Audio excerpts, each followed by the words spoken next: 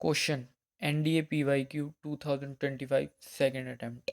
How many 7 letter words with or without can be constructed using all the letters of the word capital so that all consonant come together in each word? तो ये question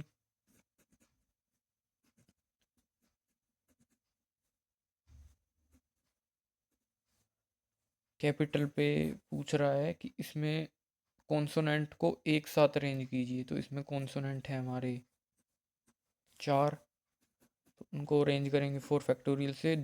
ए इसमें 2 बार repeat है, 2 factorial. तो जब 4 factorial को हम एक साथ अरेंज करेंगे तो वो भी तो अपने आप को एक साथ अरेंज करेंगे। तो उसके लिए हम 4 फैक्टोरियल और लगा देते हैं।